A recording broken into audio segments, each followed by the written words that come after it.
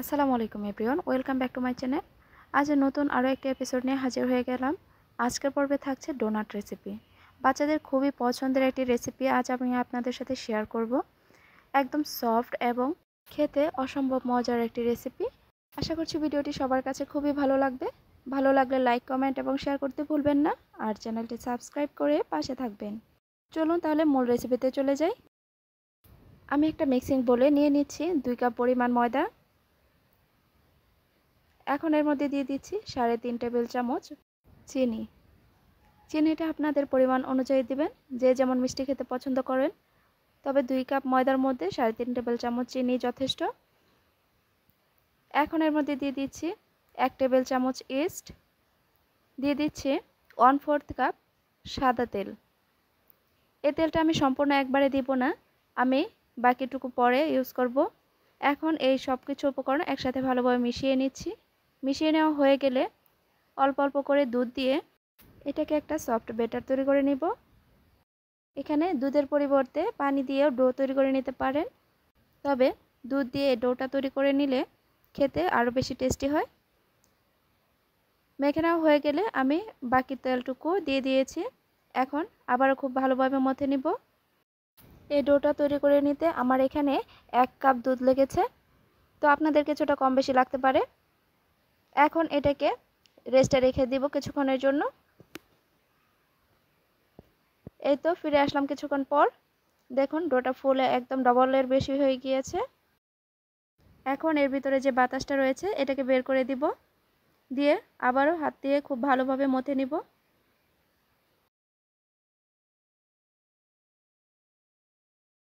এই তো মথে নেওয়া হয়ে গিয়েছে। এখন এই ডো থেকে 2টা লেচি কেটে নিয়েছি। এখন এখান থেকে একটা লেচি দিয়ে বড় সাইজের একটা রুটি বেলে নিব।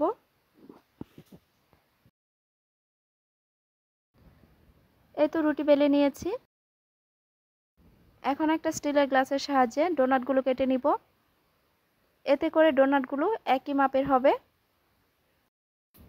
গ্লাস দিয়ে ডোনাটগুলো কেটে নেওয়া হয়ে গেলে এখন এর মাঝখানে একটা বোতলের ক্যাপ দিয়ে মাঝের অংশটুকু কেটে নিচ্ছি। এই ডোনাটগুলো আপনাদের যেভাবে সুবিধে হয় সেভাবে করে বানিয়ে নেবেন।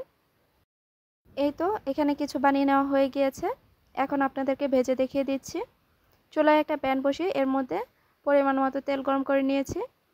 এখন একে একে ডোনাটগুলো দিয়ে দিচ্ছি।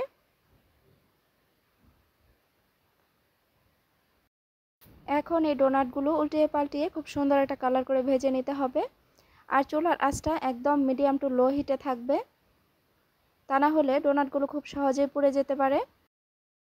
আর এই ডোনাটগুলো তেলে দেওয়ার সাথে সাথেই ফুলে উঠবে, আলাদা করে রেস্টে রেখে দেওয়ার কোনো দরকার নেই। এই তো ভেজে নেওয়া হয়ে গিয়েছে, এখন এগুলো উঠিয়ে নিচ্ছি।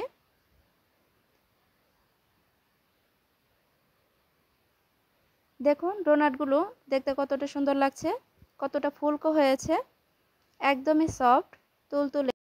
এখন চাইলে আপনারা এর উপরে মেল্ট করে চকলেট দিয়ে পরিবেশন করতে পারেন বাচ্চাদের সামনে। বাচ্চাদের খুবই পছন্দের একটি রেসিপি। এভাবে করে বাচ্চাদেরকে বানিয়ে দিলে তারা খুবই মজা করে খেয়ে নেবে।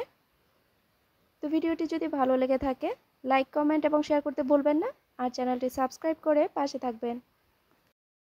তো আজকের মতো এখানেই বিদায় নিচ্ছি। সবাই ভালো থাকবেন, সুস্থ থাকবেন, নিজের এবং পরিবারের খেয়াল রাখবেন। আল্লাহ হাফেজ।